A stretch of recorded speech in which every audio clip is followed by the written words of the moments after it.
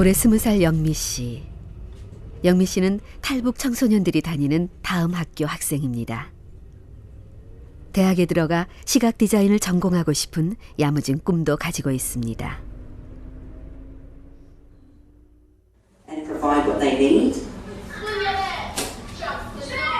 자, 우리 조금 앞으로 갈게. 그래서 이 친구들이 어떤 조선족 아버지와 탈북민 엄마 사이에서 태어난 영미 씨. 중국이 고향인 제3국 출생자입니다. 그래서 서울 생활 4년째지만 여전히 한국말보다는 중국어가 더 편합니다. 小胖，你昨天晚上吃鸡了吗？晚上？昨天啊？没有啊，昨天你们 평소에는 중국어가 훨씬 편한 거죠? 네. 그러면 갑자기 궁금한 게 네. 엄마랑 대화할 때는 한국어로 해요? 아니면 중국어로 해요? 한국어요. 엄마 중국어 들을 수 있는 정도라서. 영미 씨는 오랫동안 풀리지 않는 엄마와의 관계로 스트레스를 받고 있습니다.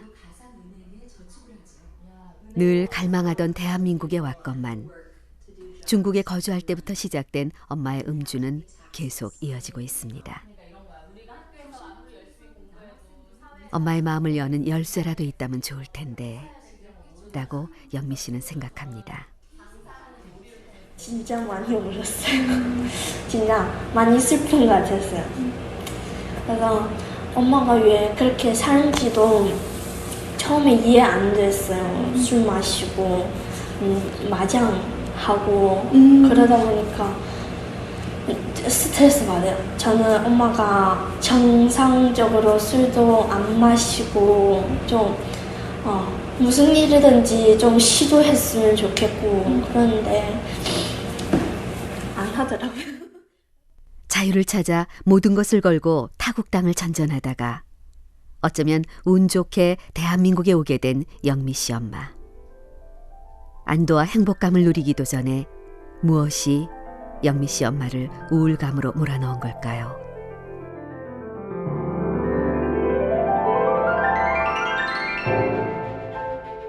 극동방송 특별기획 탈북민 대한민국 생존 보고 제2부 중국에서 온 이방인.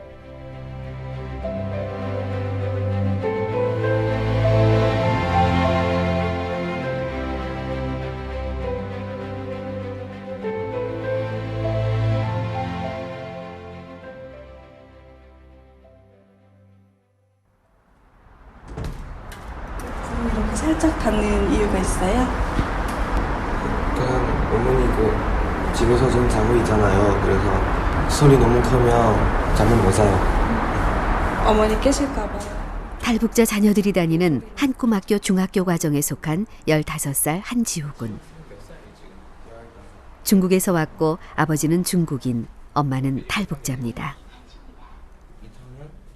지우군 역시 제3국 출생자.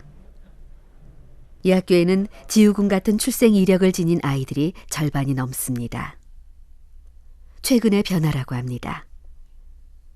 한꿈학교 김영미 교감의 도움말입니다. 한꿈학교에서는 2019년 1학기까지는 탈북 학생하고 제3국 출생 학생의 수가 반반이었어요. 그전에는 더 많았거든요, 탈북 학생이. 그런데 이게 7월 넘어가면서 수시로 막 저희가 이제 입학을 받고 있는데 막 들어오는 거예요. 어제도 신입생 하나 들어왔고, 그래서 저희도 지금은 다 제3국? 예, 제3국 출생 학생이 비율이 조금 탈북 학생보다 높아졌어요. 저희 학교도. 얼마나 예. 높아졌어요? 지금 한 66%. 그 정도가 제3국이고 나머지가 탈북인데 이 비율도 아마 대안학교 중에서는 저희가 탈북 학생 비율이 높아요. 탈북자들은 지우군 가족처럼 중국에서 몇 달에서부터 몇 년 동안까지 체류하다 남한으로 들어오는 경우를 중국행. 단지 거쳐서 오거나 단기간 머물다 오는 걸 직행이라고 합니다. 중국행을 거치는 동안 탈북 여성이 중국 국적 남성 아이를 임신해 낳게 되면 이 아이들은 제3국 출생자가 됩니다. 최근 탈북 청소년 대안학교에 제3국 출생자가 부쩍 늘어난 이유는 무엇일까요? 다시 한꿈학교 김영미 교감의 도움말입니다. 북한에서 그 탈북하는 것을 이제 알고 있으면서 많이 막죠. 그래서 지금은 많이 더 강화가 돼서 오기가 어렵다고 해요. 그래서 제3국 출생 학생들이 이제 들어오기 시작하는 거죠. 왜냐하면 탈북한 그런 분들이 여기 와서 자리를 잡는 거예요. 아이를 두고 와서는 그 아이가 엄마가 여기 있으니까 한국을 한번 와봐요. 와봐서 엄마 사는 거 보고 자기가 조금 있어 보고 나서 한국에 오겠다는 걸 본인이 결정하기도 해요.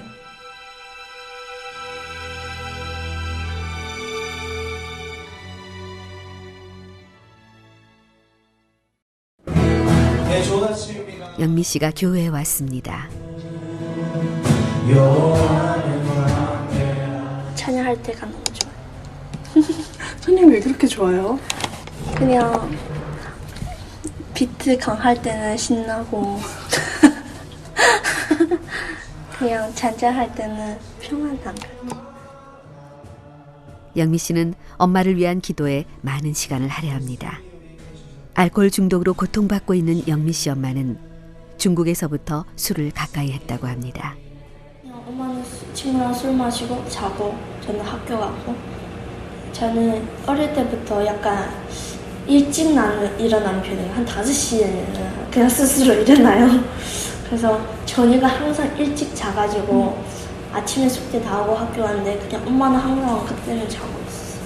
그냥 술도 많이 드셨고 일도 못 하시니까 아직은 생각이 좀 힘들다고 생각해요.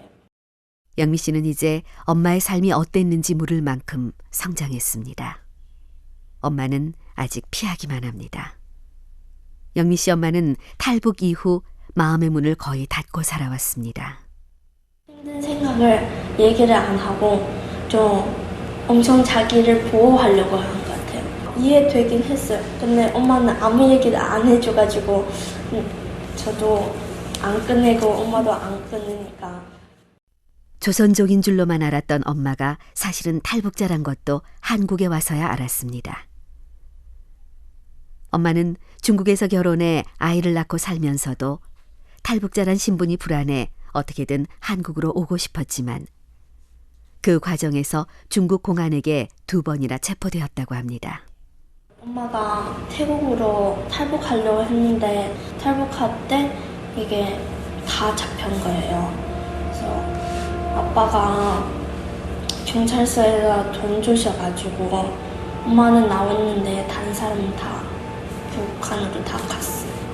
2번째는 그냥 엄마 스스로 벗어나가고 또 다시 빨리 한국으로 오려고 태국 이렇게 왔어요. 영미 씨는 이런 사실을 엄마가 쓴 일기를 훔쳐보고서야 알았습니다. 제가 뭐 찾는데 뭔가 있는 거예요. 그래서 그냥 보다가 그냥 봤는데 뭔가 더 마음이 아팠어요. 근데 그 일기는 태국 가면 감옥에 있거든요. 그때 쓴 거예요.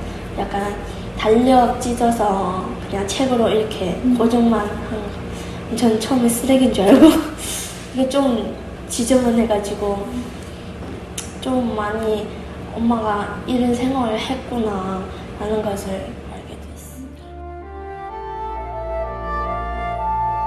그렇다고 엄마가 다 이해된 것은 아닙니다. 엄마가 스스로 만든 감옥으로부터 나오기만을 기다릴 뿐입니다. 그리고 엄마를 온전히 이해하고 품을 수 있기를 기도할 뿐입니다.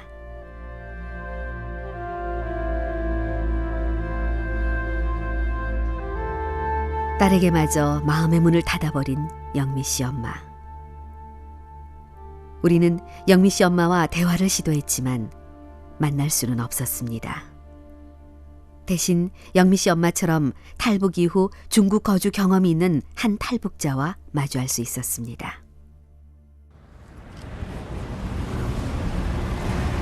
오후 5시경 최선주 씨가 어린이집에서 돌아오는 아들을 기다립니다. 중국에서 5년을 보냈고 한국 생활은 10년째입니다. 중국에 있을 때 강제 결혼으로 얻은 16살 된 아들이 있지만 같이 살진 않습니다. 대신 한국에서 낳은 아들 지웅이가 헛헛한 마음을 채워줍니다. 하지만 여전히 가슴속에는 응어리가 있습니다. 연애 경험 한 번 없었던 20살경. 단지 먹고 살기 위해 두만강을 건넜고 조선족 브로커들에게 팔리는 신세가 됐습니다. 한 비밀 지하실에는 이미 선주 씨처럼 팔려온 또 다른 여성들이 있었습니다. 아침에 그 경찰 다녀간 거 알아요? 공화국 경찰이요? 공화국 경찰이 아니고 중국 경찰 말입니다. 중국 경찰도 다닙니까? 아이고, 말도 못합니다. 그 경찰 오면 어떻게 합니까? 저기로 나가면 비밀의 문이시오. 그쪽으로 날쌔게 달아나야 해요. 아유, 어쩐 일이십니까? 야, 너 잠깐 나와. 저 말입니까? 아니, 너. 살려주시라요. 안 죽인다. 제발 살려주시라요. 목숨만 살려주시라요. 안 죽인다니까. 어서 나와. 저 개만도 못한 놈들. 아이고, 무슨 일이에요? 와 끌고 갔어요. 뭘 잘못했어요? 그저 그 사내들만 득식을 거리는 데서 젊은 여자 하나 끌고 가서리 뭘 할 게 있겠어? 그렇다면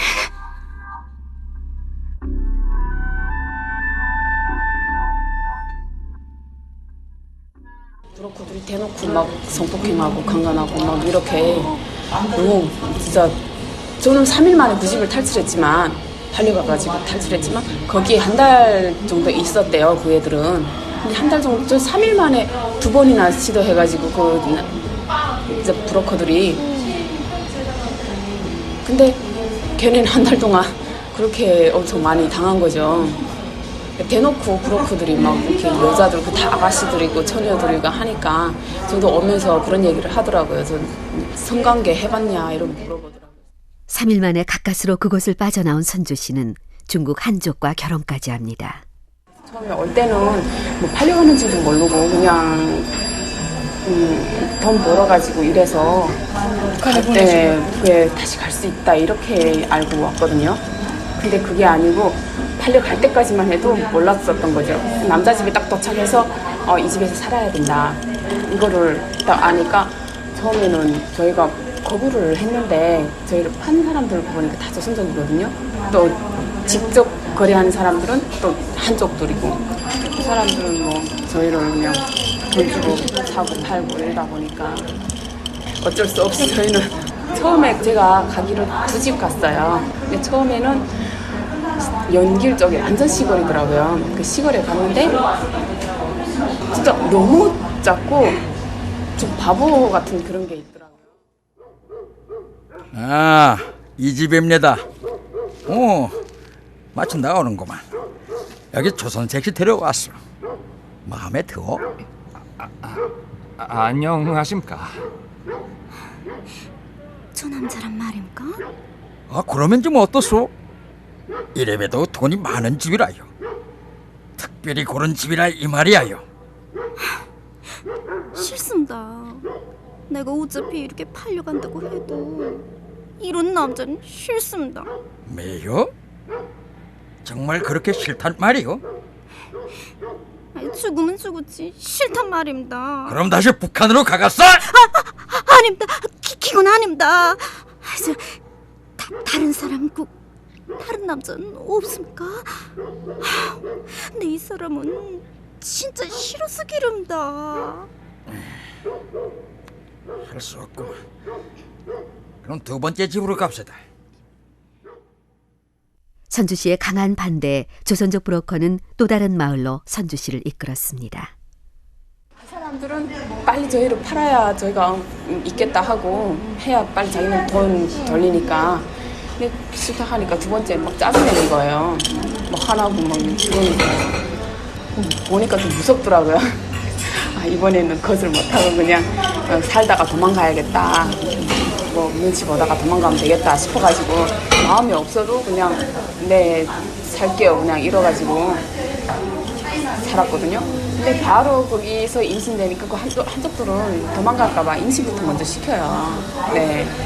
그러니까 제가 임신돼서 애 낳고 뭐 이렇게 처음에 임신되기 전까지는 작은 애들 있잖아요. 어린 애들을 조카나 뭐 그런 애들을 친척 애들을 붙여놔요. 화장실 가도 어디 데려가고 감시하려고. 네. 국내에 들어온 탈북 여성 10명 가운데 7명은 조선족 브로커에 의해 인신매매로 팔려간다고 합니다. 그리고 대부분은 선주 씨처럼 원치 않는 결혼과 원치 않는 임신을 하게 됩니다. 팔려오다 보니까 팔린 집에서 저랑 같이 동거를 하게 만들고 임신을 하고 애를 이렇게 낳게 한 거죠. 그러다 보니까 갑자기 그냥 애를 낳고 뭐 이렇게 살다 보니까 가정이 아닌 가정으로 그냥 살았던 거죠. 애가 임신되니까 애도 낳고 이렇게 살다 보니까 또 어떻게 5년 동안 사라지더라고요.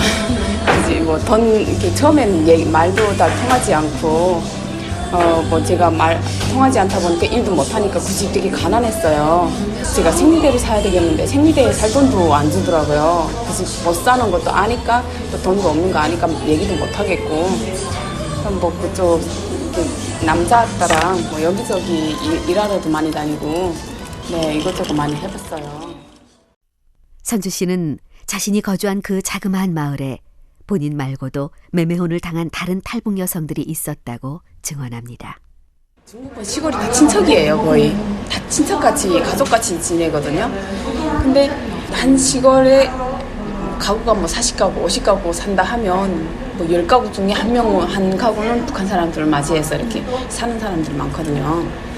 그러니까 어느 집에 북한 여자 들였다 이러면 다 이렇게 소문 나니까 다 알거든요. 네, 그분들은 시골이다 보니까 시골에도 또 이렇게 받쳐서 이렇게 경찰들 이렇게 있는 데 있으니까 경찰차만 지나가면 막 시골은 빤하니까 막 뒤창문으로 뛰고 막 숨어 다니고 막 이랬거든요. 돌아보면 당시 선주 씨 삶은 온전히 만신창이의 시간이었습니다.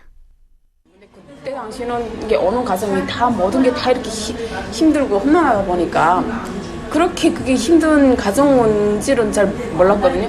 이런 남자를 만나야 된다는 사실도 충격이고, 뭐 내가 마음에도 없는 사람을 만나야 되고, 또 여기서 또 내가 임신까지 해가지고 애까지 낳고 살아야 된다는 것도 너무 힘든 가정이고, 모든 게 다 이렇게 살던 가정이 힘들다 보니까 전체적으로 그냥 다 힘들고 다 험난한 길이고 진짜 그러다 보니까 너무 진짜 힘들었던 거죠. 선주 씨가 받은 충격들. 알코올 중독에서 헤어나지 못하고 있는 영미 씨 엄마 역시 아직 그 충격의 어딘가를 헤매고 있는지 모릅니다.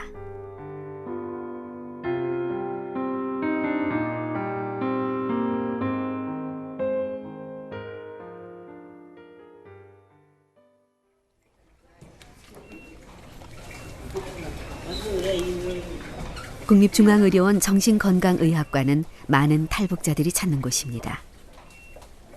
정신건강의학과 이소희 과장의 도움말입니다. 외상후 스트레스 장애는 트라우마 노출이 없이는 진단을 못 붙이는 거거든요. 그러니까 우울증이라는 거는 그거는 아닐 수도 있는 거죠. 그런데 겪었다고 해서 또 다 걸리는 것도 아니에요. 그러면은 그냥 우울증도 있고요. 외상후 스트레스 장애와 우울증이 같이 있는 경우도 있고요. 외상후 스트레스 장애만 있는 경우도 있고 해서 이 부분은 공존질환으로도 있을 수가 있고 또 외상후 스트레스 장애가 오래되면 우울증이 오는 경우도 있어요. 합병증으로 같이. 뭐 다른 합병증도 올 수 있어요. 무슨 알코올 중독에 빠지는 경우도 있고 심한 분들은 환시를 겪는 분들도 있거든요.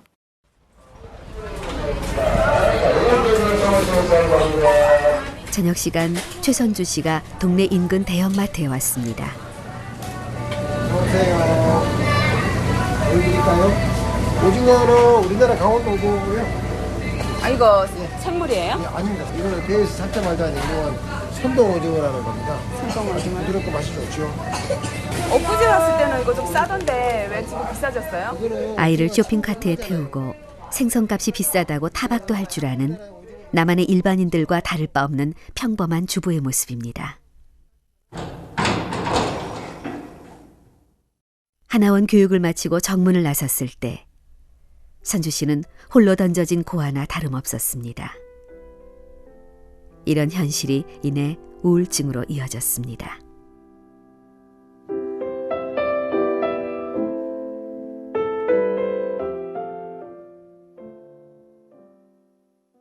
딱 나와서 이 사람이랑 그냥 아는 친구 지간으로 지냈을 때는 사귀기 전이니까 너무 우울증이 와가지고 그 당시 맥주를 집에서 혼자 마시면서 새벽까지 마시다가 혼자서 취해가지고 막 울면서 막 있잖아요. 너무 진짜 너무 힘든 것 같아요. 그때 당시는 나오자마자 아무도 없지, 길 모르지, 아무도 뭐 친척도 없고 옆집도 모르고 길 나가면 뭐 알 수는 있겠지만 기억하면 이렇게 좀 알 수 있겠지만 모든 게 다 이렇게 무능력해지더라고요. 내 아무도 없는 여기서 어떻게 살아가지 이런 생각에 너무 우울하고 너무 힘들어가지고 새벽까지 진짜 어느 날 저기 하나원에서 퇴소한 날 밤새 울다가 그때 그녀 곁에 나타난 사람이 하나원 동기이자 지금의 남편이었습니다. 진짜 똑같이 나와가지고 똑같이 브로커 비용 다 떼이고 생계비 나와가지고 그걸로 조금 쓰고 또 저희 둘이 같이 바로 연애하다 보니까 식당 알바를 했어요. 네, 나오자마자 앞뒤 집에서 저는 삼계탕 하는 집, 신랑 국밥집 해가지고 이렇게 앞뒤 집에서 이렇게 했거든요. 알바를 했는데 연애할 때 한창 좋을 때니까 점심시간에만 좀 바쁘고 한 3시부터 5시 사이는 또 나와서 연애도 하고 막 이렇게 지내다가 역시 결혼은 좋아하는 사람, 사랑하는 사람하고 해야 되는 것 같아요.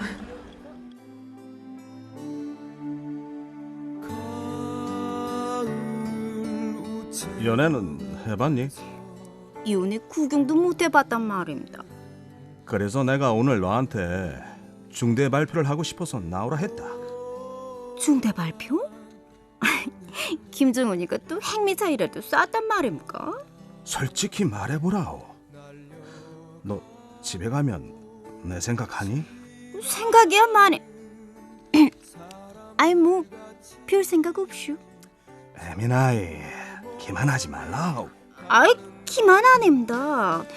일이 바빠서 그쪽 생각은 반쪽아리도 못합니다. 나는 많이 하는데. 무슨 생각 말입니까? 난 이렇게 네 앞에 있어도 보고 싶다. 정신 나갔습니까? 정신 안 나갔으니 그러지 않겠네. 저 말입니다. 중국에서 별일 다 당한 여자란 말입니다. 알고 있어. 결혼도 했었고 길에서 애도 있고 노래방 나가서 돈도 벌었단 말입니다. 네가 다 말했던 거 아니네. 내가 말했다고요? 그래. 하나원 동기생으로서 말을 다 했던 것 같지. 우리가 이렇게 애인이 될 줄은 모르고 말이야. 뭐야요. 누가 애인이란 말입니까? 너 말이야. 지금까지 나한테 말 안 한 거 있으면 말하라오. 오늘까지만 다 받아주겠어. 없슈. 말 안 한고. 그래? 나는 네가 어떻게 살았는지 다 안다. 나는 내가 어떻게 살아왔는지 다 알고 말이야. 그럼 되지 않겠니? 뭐가 되단 말입니까? 호상간에 알 거 다 아는 사이니까니 잘 살기야. 우리 그냥 합쳐버리자.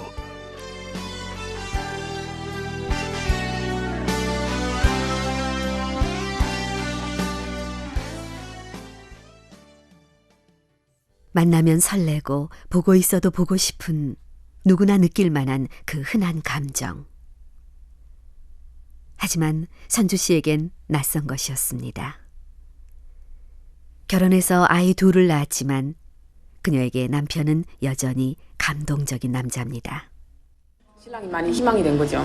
너무 저를 많이 잘 이해해주고 제가 힘들었고 내 인생 진짜 포기했는데 신랑 만난 덕분에 좋은 사람 만나가지고 제가 이렇게 진짜 많이 가정도 회복되고 뭐 그렇게 아마도 신랑 안 만났으면 저도 지금 그대로 좀 이렇게 제 몸이 망가지던 정신이 망가지던 아마 그렇게 살았을 것 같아요. 선주 씨 말처럼 남편은 그녀의 구원자였습니다. 남편이 구원자였다면 이웃은 그녀의 온전한 친구였습니다. 동네에 보면 딸 친구가 한 명 있는데 이름도 갖고 해가지고 너무 친한 거예요, 둘이. 근데 둘이 너무 친하게 지내고 잘 노니까 그러다 보니까 궁금해가지고 서로가 언제 한번 약속 잡아가지고 밥 한 끼 같이 해요. 그래서 같이 먹었는데 그 집도 너무 한국 분들이라서 너무 화목해 보이더라고요. 그러다 보니까 친해졌는데 가끔 밥도 잘 먹고 뭐 한 번은 우리가 사면 또 한 번은 그 집에서 사고 이렇게 너무 친하게 잘 지내요.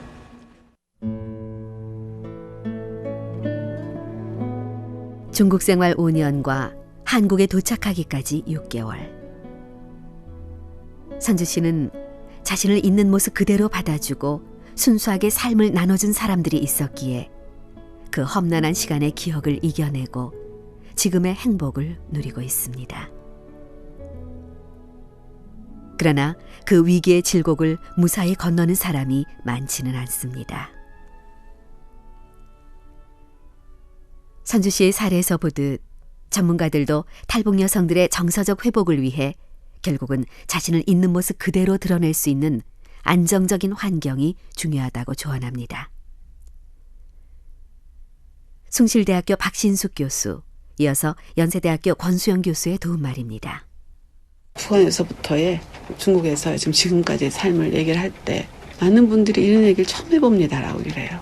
근데 상처를 갖고 계신 분들을 치료하는 가장 첫 단계는 자기가 갖고 있었던 거를 누군가에서 얘기할 수 있는 기회, 마음 놓고 이걸 얘기한다고 해서 나를 어떻게 보지 않는 그 환경 속에서 나를 한번 얘기를 해보는 거. 그러면서 자기 삶을 돌아보면서 트라우마가 되기도 하지만 또 하나의 조금 약간 해소되고 그리고 자기 삶을 다시 돌아볼 수 있는 그런 기회가 되기도 하기 때문에. 탈북민들은 이 남한이라고 하는 사회가 완전히 천국일 줄 알았는데 그 전에 있었던 때도 정말 불안하게 살았거든요. 공안에한테 걸려서 북송될까 봐 정말 조마조마한 삶을 살았는데 한국도 여기 와 보니까 뭐 아는 사람도 없고요. 말 좀 이상하게 얘기하면 북한에서 왔는지 의심하는 것 같고 그러니까 뭐 밖에도 못 나가겠고요. 그래서 정말 외롭게 삽니다. 그러다 보니까 이 트라우마라고 하는 경험들이 전부 다 이제 이 안에 이렇게 축적될 수밖에 없는 거죠. 이거를 소위 이제 안전하게 노출하고 공감받고 이해받을 수 있는 경우가 거의 없습니다. 그러니까 이제 이런 경험들이 외상으로 점점점 한 개인을 어렵게 하는 경우가 굉장히 많고요.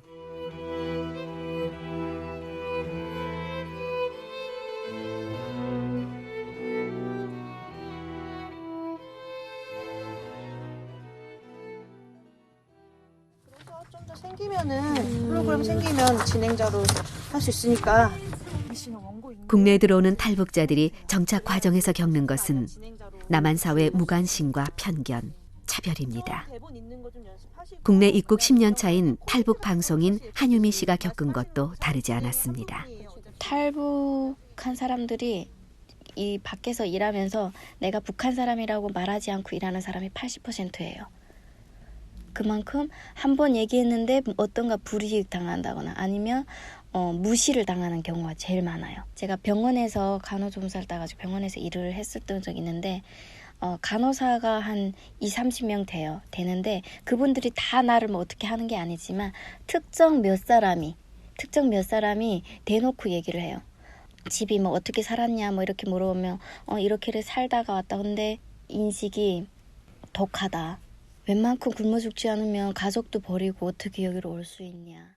탈북자에 대한 부정적 인식에 따른 편견은 직장에서의 차별과 불평등으로도 이어집니다. 몇 년 전 탈북 방송인 한유미 씨가 겪은 일입니다. 유미 씨가 어쩐 일이야? 사무장님, 실업상여금 때문에 왔단 말입니다. 전화로 얘기해줬잖아. 저는 그게 이해도 안 돼갔거니와 섭섭해서 왔단 말입니다. 섭섭? 뭐가 또? 얼마 전에 제가 여기서 와나가게 됐습니까? 또 설명해줘야 돼? 어르신들이 많이 돌아가시니까 인건비를 줄여야 하고 그래서 나간 거잖아. 그리고 유미 씨만 나간 게 아니고 다른 사람도 같이 내보낸 거잖아. 그 사람은 다음 날로 다시 불려들였다는 거 내래 다 알고 있습니다. 좀 전에 들어오면서도 그 여자를 내래 봤단 말입니다. 이거 봐, 유미 씨. 눈치가 그렇게 없어? 나만 속담에 이런 말이 있어. 눈치가 빠르면 절에 가서도 새우젓을 얻어먹는다고. 나 바쁘니까 다음에 보자고. 사무장님 저 좀 보시라요. 탈북민들은 결국 차별을 피하고 싶은 마음에 자신이 탈북자란 사실을 숨기고 싶어 합니다. 오죽하면 남북 하나재단에서는 탈북민의 말투와 발음을 고치는 전문 스피치반을 개설할 정도입니다.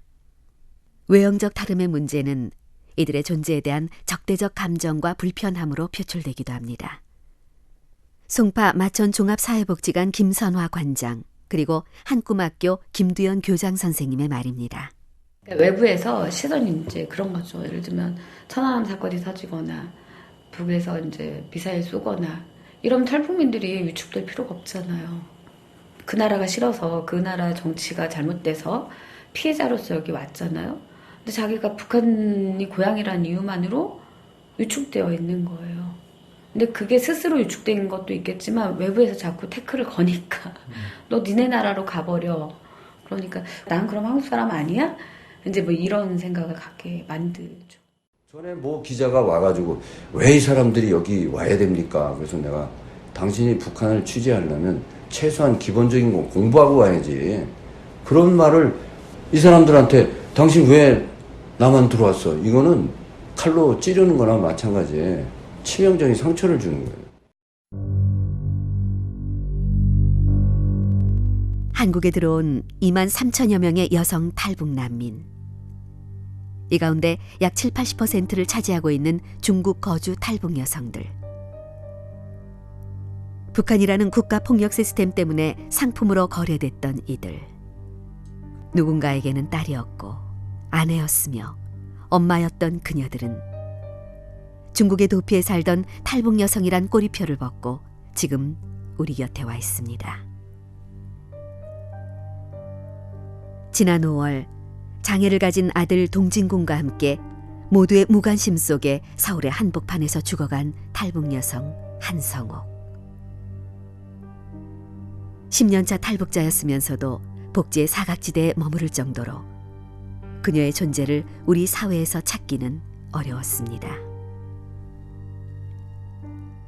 한 씨의 죽음은 어쩌면 이 땅에 와 있는 기구한 운명의 탈북 여성들의 존재를 우리 사회에 다시 알린 것일지도 모릅니다. 과연 우리는 그들의 삶을 이해하고 그들을 우리와 똑같은 사람으로 품을 준비가 돼 있다고 말할 수 있을까요?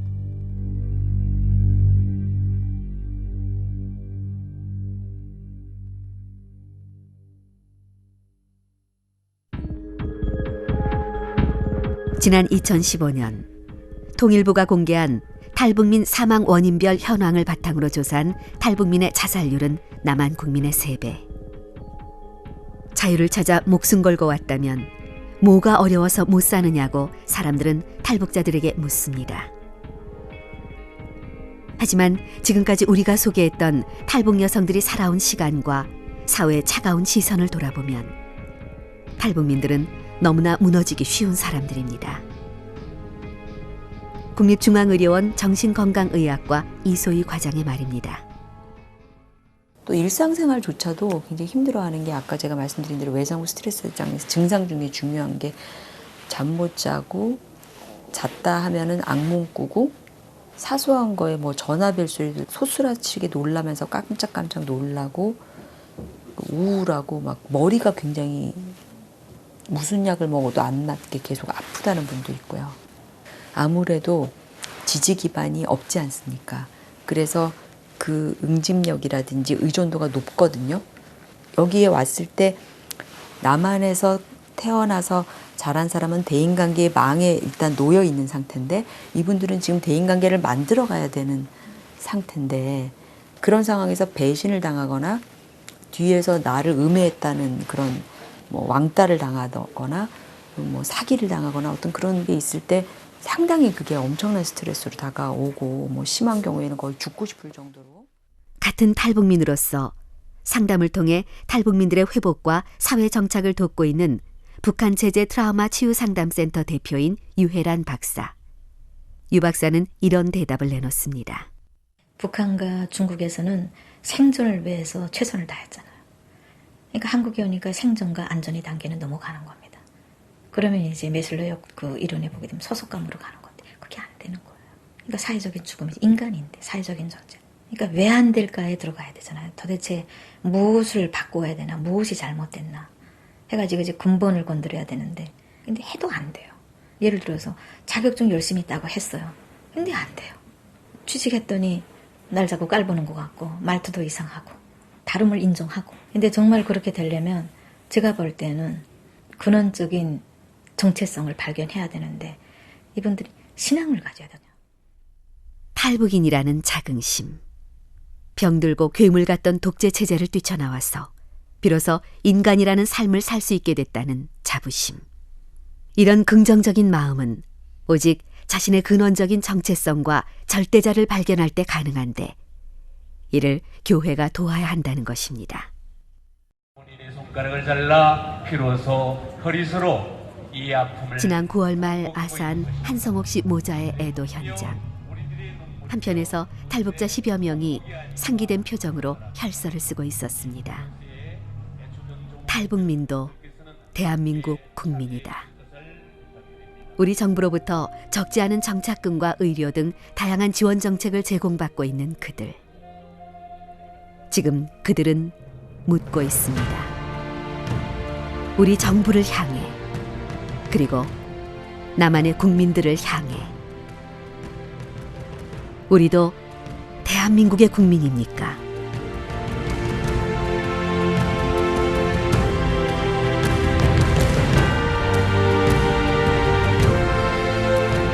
극동방송 특별기획 탈북민 대한민국 생존 보고 제2부 중국에서 온 이방인. 출연 이명숙, 유재상, 이상원, 정현경, 신소윤, 김영찬. 기획 김경화, 맹주환. 구성 조수연, 황지선. 연출 김용환, 박진탁. 해설 서혜정이었습니다. 이 프로그램은 서영교회, 과천소망교회, 사당동 임마누엘 교회와 함께 제작했습니다.